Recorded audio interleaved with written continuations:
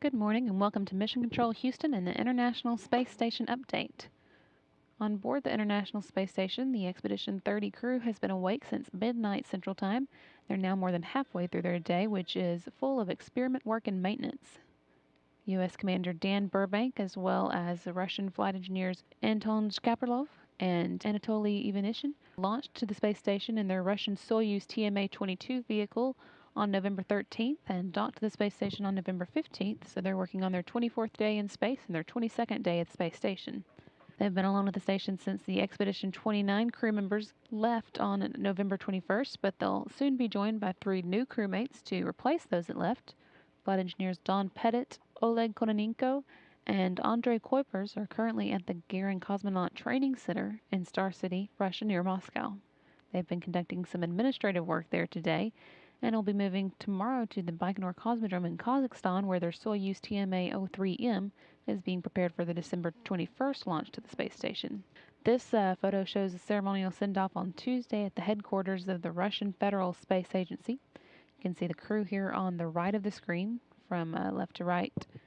You have Don Pettit, Andrei Kuipers, and Oleg Kononenko. This is a close-up. In that first photo, you also saw Joel Montalbano, the NASA head of human spaceflight programs in Russia, and also Vladimir Popkin, the head of Roscosmos, and other Russian space officials.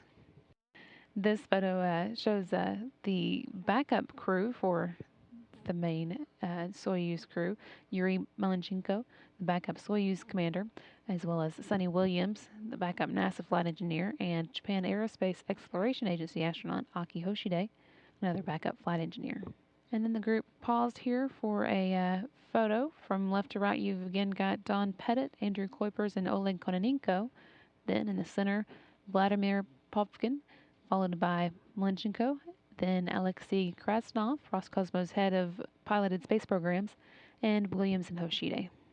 Pettit, Kuipers, and Kononenko are scheduled to reach the station and join Burbank, Shkaplerov, and Ivanishin on December 23rd. But Burbank and his crew aren't just waiting around for that. In the meantime, they've got plenty to keep them busy. Today, Burbank is working again on the PACE experiment, or Preliminary Advanced Colloid Experiment, and changing out samples for an experiment inside the combustion integrated rack. He's also performing some acoustic measurements inside the station and helping to unpack Progress 45. Shkaplerov is working on the column crystal experiment, which looks at a special type of crystal and how it grows in zero gravity. And Ivanishin is working on the typology experiment, which tests how living in space affects astronauts' mental state.